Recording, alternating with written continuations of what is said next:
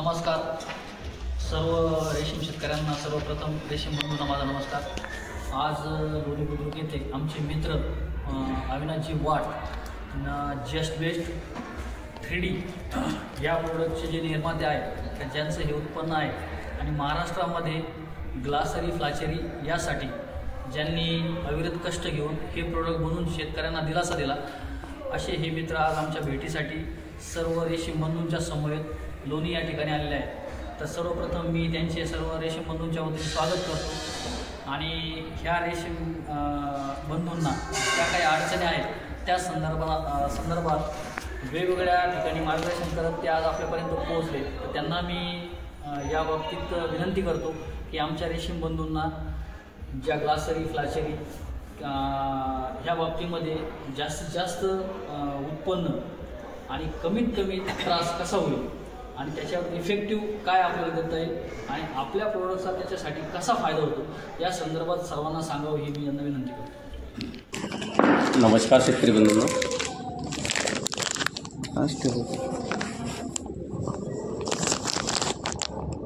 मी जे हे प्रॉडक्ट तयार केले आहेत हे सर्व अनुभवातून तयार झालेले प्रॉडक्ट आहेत।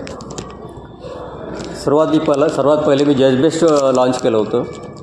जस्ट बेस्टचं कार्य हे आहे की अळीची रोगप्रतिकारशक्ती वाढवणे आणि तिचं डायजेस्टिव सिस्टम क्लिअर करणे, त्यामुळं अळीची निरोगी वाढ होतं आणि कोशाचं वजन वाढतं, क्वालिटी वाढतं।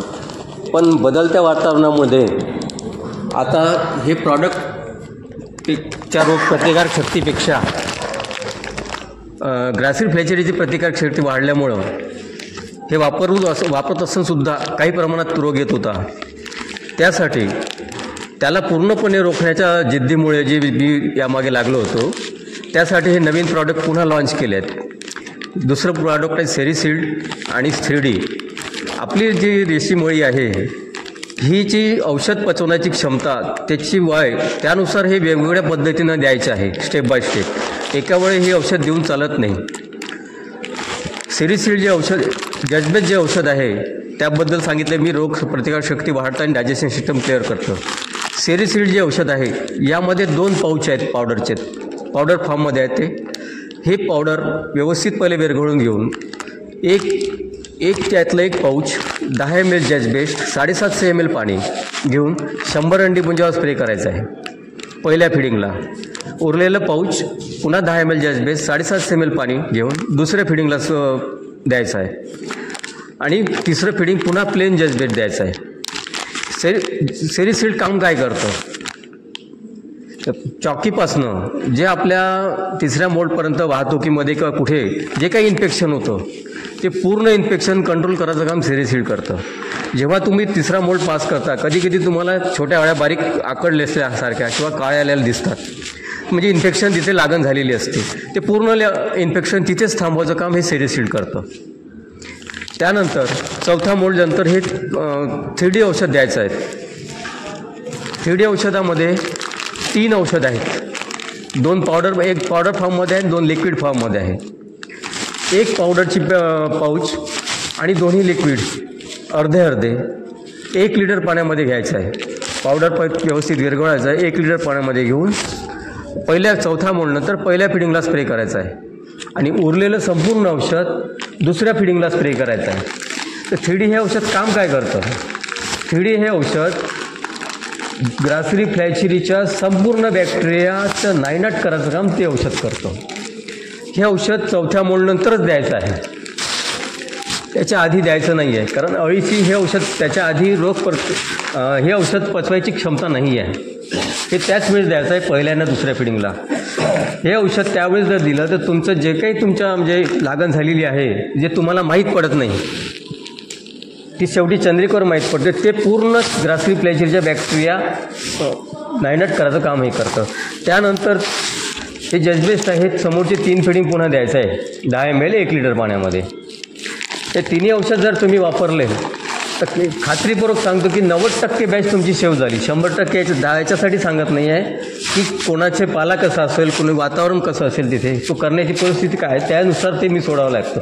पण जो सर्व काही व्यवस्थित करतोय तरी ग्रासिडी फ्लॅचेरी येते, यानंतर असं बिलकुल होणार नाही। हे औषध वापरल्यानंतर किती 100 डेज हे 100 दिवसासाठी आहे. मग हे वापरल्यानंतर आपण कशा पद्धतीने फिडिंग द्यायला पाहिजे.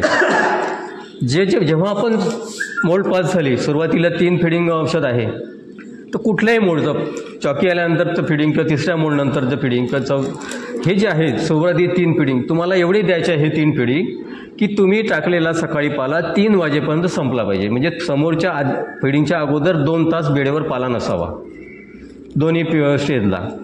आणि चौथ्या मोल्डनंतर 5 फिडिंग नंतर असेच फिडिंग करायचे की त्याचा पाला 2 तास अगोदर संपला पाहिजे. मग 2 तास अगोदर का संपवावा.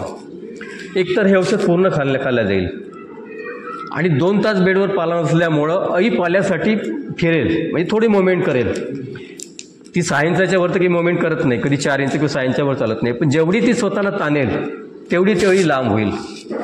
जेवढी लांब होईल तेवढं अजून ती स्ट्रॉंग बनेल. त्यासाठी तुम्हाला 2 तास तिला पाला नसावा. मधल्या काही काळामध्ये तिला 2 तास चालली पाला नसला पाहिजे. पाला नसला पाहिजे. बेड पूर्ण clean झालं. व्यायाम झाला पाहिजे 3 फिडिंगपर्यंत. करेक्ट. आणि आणि पाला नसल्यामुळं बेडमध्ये पूर्ण ड्रायनेस राहील. पाला जर शिल्लक राहिला तर तिथे इन्फेक्शन तर राहतो, कुस्स पाला हाही एक भाग तिथून नाहीसा होतो. मग आला आहे 4थ्या नंबरचं फिडिंग. 4थ्या नंबरचं फिडिंग तुम्हाला एवढं द्यायचं आहे की 25% पाला दुसऱ्या फिडिंगला शिल्लक दिसला पाहिजे. बघा 4थ्या नंबरचं फिडिंग एवढं द्यायचं आहे की समोरच्या फिडिंगच्या अगोदर 25% पाला बेडवर दिसला पाहिजे. कारण तो जो पिरियड आहे तो अळीचा मॅक्झिमम ग्रोथ पिरियड आहे. त्या 4थ्या नंबरच्या पिरियडमध्ये जर पूर्ण फिडिंग अळीने घेतलं तर समोरच्या मोल्डची स्टेज त्या तुम्हाला 4थ्या फिडिंग झाल्यानंतरच दिसेल. 5वं फिडिंग तुम्ही टाकलं की 50% तुम्हाला तिथेच 5वं फिडिंग घातल्यानंतर मोल्डनं दिसेल. 6वं लाईट फिडिंग दिलं की मोल्ड सेट. हे मोल्डच्या स्थितीमध्ये सांगितलं आहे. तसं 5व्या फिडिंग तिसरा पास झाल्यानंतर ना 4था पास झाल्यानंतर दुसरा पास झाल्यानंतर आणि तिसरा पास झाल्यानंतर मग आले 4थे मोल्ड. 4थ्या मोल्ड नंतर आपण 3D वापरणार आहे 2 फिडिंग. समोरचे 3 फिडिंग जज बेस वापरणार आहे. 5वी फिडिंग तसेच द्यायचे आहे की जो पाला आपल्याला 3 वाजेपर्यंत संपला पाहिजे, तोपर्यंत ती अळी थोडी लांब झाली पाहिजे. 5 फिडिंगच्या नंतर 6व्या फिडिंगच्या अगोदर तुम्हाला जेवढं स्पेसिंग द्यायचं आहे फुल स्पेसिंग द्यायचं. त्यानंतर बेड वाढले पाहिजे नाही एवढं स्पेसिंग द्यायचं त्यावेळेस. आणि त्यानंतरचे 2 दिवस 6वं फिडिंग 7वं फिडिंग 8वं फिडिंग 9वं फिडिंग हे फिडिंग एवढं दिसलं पाहिजे द्यायचं आहे तुम्हाला की बेडवरच पाला दिसला पाहिजे तुमचा. तेव्हा पाला 2 दिवस पाला बिलकुलच कमी पडायला नको. कारण तो जो पिरियड आहे अळीचा मॅक्झिमम ग्रोथ पिरियड आहे. त्याच याच्यामध्ये तिची भरपूर वाढ होते. त्याच पिरियडमध्ये ते त्याला फायबर सिल्क तयार होतं, सेरिसिनचं प्रमाण वाढतं, सर्व त्याच याच्यात होतं. मग 10व्या फिडिंगनंतर हळूहळू फिडिंग कमी करत आणायची आहे. 12व्या फिडिंगला तुमचं सॅम्पल किंवा चंद्रिका पडायलाच हव्या.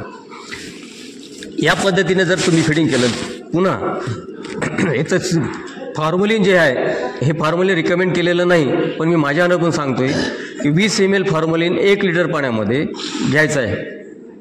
3रा मोल्ड बसाच्या आधी एकदा, 4था मोल्ड बसाच्या आधी एकदा आणि 4था मोल्ड बसल्यानंतर दुसऱ्या दिवशी, 4थ्या दिवशी आणि 6व्या दिवशी 20 ml फॉर्म्युलिन 1 लिटर पाण्यात घेऊन बेडवर पाला नसताना सकाळी बेडवर पाला नसावा त्यावेळेस अळीवर मारायचं आहे. सरळ स्पीडमध्ये चालायचं आहे. बरोबर जेवढं पाहिजे तेवढंच पाणी टाकायचं, बाकी खाली टाका पाणी. एवढं जर तुम्ही केलं तर तुम्ही 100% बॅच तुमची ग्रासरी फ्लॅचेरी मुक्त निघणार आहे. हे औषध वापरल्यानंतर या कोशाचं वजन क्वालिटी बघून निघणार आहे, कोशाला वजन येणार आहे. सुरुवातीला जर तुम्हाला याचा अनुभव घ्यायचा असेल हे प्रॉडक्ट फक्त 100 200 अंडीपुंज जर तुम्ही असेल किंवा 150 असेल, 100 अंडीपुंज असेल तर 100 अंडीपुंजावर वापर करा. ज्यांनी वापरलं नाही त्यांच्यासाठी सांगत आहे. 100 अंडीपुंजासाठी अप्लाय करा सुरुवातीपासून आणि 100 अंडीपुंज तुमच्या पद्धतीनं करा. फरक तुम्हाला कोश मार्केटला विकतपर्यंत पाहायचा आहे. याचं वजन मार्केटला कोश विकल्यानंतर त्या कोशाचा काय रेट लागतो इथपर्यंत तुम्हाला त्याचं परीक्षण करायचं आहे. खात्री आहे की त्याच्यापेक्षा बाकीच्यापेक्षा प्लसमध्येच राहील. भाव पण प्लसमध्ये राहील, वजन पण प्लसमध्ये राहील. हे जे औषध बनवलं आहे हे सर्व दृष्टीनं शेतकऱ्यांना ग्रासरी फ्लॅचरी मुक्त करणारं औषध आहे. माझी अशी विनंती आहे की शेतकऱ्यांनी हे पहिले परीक्षण घ्यावं 100 अंडीपुंजावर आणि त्यानंतर बिनधास्त वापरावं, कारण तुम्हाला खात्री व्हावी यासाठी मी सांगत आहे की पहिले 100 अंडीपुंजावरच तुम्ही वापर करा. मी तर म्हणणार आहे माझं औषध चांगलं आहे, सर्वांनी वापरावं, सर्व ठिकाणी वापरा, पण तुम्हाला खात्री व्हायसाठी फक्त तुम्ही 100 अंडीपुंजावर वापरावं आणि आपल्या उत्पन्नात वाढ करावी, एवढं मी सांगतो. नाही, एक छोटासा माझा प्रश्न काय सांग बोला. काय होतं पहिल्या मोडपासून तर 5व्या इन्स्टारपर्यंत म्हणजे 5व्या टप्प्यापर्यंत शेतकऱ्यांना हे कामाचं खूप वर्किंग असतं. म्हणजे पहिल्या 4थ्या मोडपर्यंत ठीक आहे, बरोबर. पण 4थ्यापासून पुढं 5व्या इन्स्टार म्हणजे 5व्या अवस्थेमध्ये तर ह्याचं प्रमाण खूप वाढलेलं असतं. म्हणजे 4था मोड पास केला तर त्यावेळेस प्रॉब्लेम काय होतो की हे स्प्रे करणं, हे करणं, हे शेतकऱ्यांना थोडंसं त्रासदायक होतं. आता आपण काय म्हणजे 4था पास झाला का पहिल्या दिवशी, दुसऱ्या दिवशी, तिसऱ्या दिवशी पूर्ण वेळेस ते जे स्प्रेइंग होतं, तर याच्यापैकी आमचं म्हणजे विनंती आहे, तुम्ही केलेले कष्ट आणि तुम्ही का विकसित केलेलं प्रोडक्ट याबद्दल काही शंका नाही आम्हाला, पण शेतकऱ्यांचे हे दिवस कसे कमी करता येतील आणि 1 किंवा 2 दिवसामध्ये म्हणजे पहिल्या ते 4थ्या 3ऱ्या अवस्थेपर्यंत, 3ऱ्या ते 4थ्या अवस्थेपर्यंत आणि 4थ्यापासून शेवटच्या टप्प्या म्हणजे 5व्या अवस्थेमध्ये तर कुठंतरी एकदा स्प्रेइंग करून हे प्रोडक्ट कसे वापरतील याच्यावरती थोडंसं तुम्ही जर व्यवस्थित केलं तर शेतकऱ्यांना काय होतं की डे वाईज ते वर्किंग आलं ना तर शेतकरी इच्छा असून सुद्धा वापरलं जात नाही, लक्षात घ्या. हां, ते थोडंसं तुम्ही तुमचं ते म्हणणं बरोबर आहे एकदम, पण अळीची वाढ, तिची औषध पचवाची क्षमता यानुसारच ते आपल्याला डोस द्यायचा आहे. जर हे औषध आपण 1 डोजमध्ये देतो म्हटलं तर अळीला नुकसानकारक होईल, आपल्याला पण ते फायद्याचं होणार नाही. अळीची क्षमता पाहूनच ते औषध डेव्हलप केलं आहे. बरोबर. हां, ते महत्त्वाचं, कारण काय होते की नाही आता 5व्या टप्प्यापासून बेस्ट हे 4थ्या मोडपर्यंत वापरायचं, म्हणजे 4था बसेपर्यंत. 4था पास झाल्यानंतर 5व्या स्टेजला हे 3D ते वापरायचं. नाही 4था मोल्ड पास झाल्यानंतर पहिल्या फिडिंगला ना दुसऱ्या फिडिंगला 3D द्यायचा आहे. 4था पास झाल्यानंतर 5व्या अवस्थेत, त्याच्या आधी नाही. आणि समोरचे 3 फिडिंग जजबेस द्यायचा आहे. शेवट म्हणजे पहिल्या 2 फिडिंग पहिले 2 फिडिंग हे द्यायचं आहे. 3D द्यायचे. हो, 1 लिटर पाण्यात अर्ध. आणि 4था त्याच्यानंतर 3 फिडिंग जजबेस द्यायचं आहे. कसं आहे, आपली बॅच जर व्यवस्थित घ्यायची आहे तर शेतकऱ्यांना थोडं कष्ट करावं लागणार आहे. बरोबर. वेळेमध्ये माझा प्रश्न आता उद्या सकाळी मला 3रा मोड पास करायचा, बरोबर. मी 2ऱ्या मोड पिन द्या मला, मी 2रा मोड नंतर काहीच वापरलेलं नाही. बरं. उद्या सकाळी मला 3रा मोड पास करायचा, मी काय करू? तुम्ही सेरिसीड घ्यायचं 1 पाऊच. किती अंडीपुंज आहे तुमचे? 200 अंडीपुंज आहे. ते एक पूर्ण पाऊचमध्ये 2 छोटे पाऊच आहे एका पाऊचमध्ये. ते दोन्ही पाऊच पूर्ण व्यवस्थित पाण्यात विरघळायचे आहे आणि 20 ml जजबेस घ्यायचा आहे.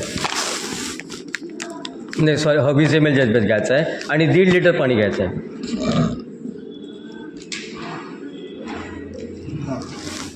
अळीला फिडिंग करायचं पातळ, त्याच्यावर स्प्रे करायचा आहे. उद्या सकाळीला द्या. पण ज्याच्यावर स्प्रे करतो ते लक्षात ठेवायचं की तुमचे ते फिडिंग समोरच्या फिडिंगच्या अगोदर 2 तास संपलं पाहिजे.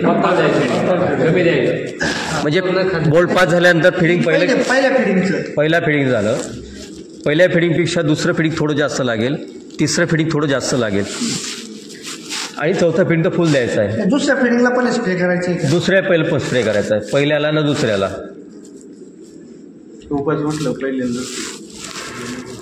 पहिल्या 2ऱ्या फिडिंगला स्प्रे करायचं, नंतर नाही. नंतर जजमेंट द्यायचं आहे. नंतर हे तुम्ही म्हणता त्याप्रमाणे मी प्रयत्न केले की बा एका सिंगल फिडिंगमध्ये कसं याचा उपयोग करता येईल. बरोबर. पण ते अळीला घातक ठरलं आणि डोस कमी करून दिला असता, पण पूर्ण आपल्याला 100% ग्रास रिफ्लेक्शन मुक्त करायचं आहे, ते जे उद्दिष्ट आहे ते साध्य झालं नसतं. त्याकरिता हे स्टेप बाय स्टेप आपण औषध देत आहे. विनंती काय की ते कामाच्या व्यापार आता हे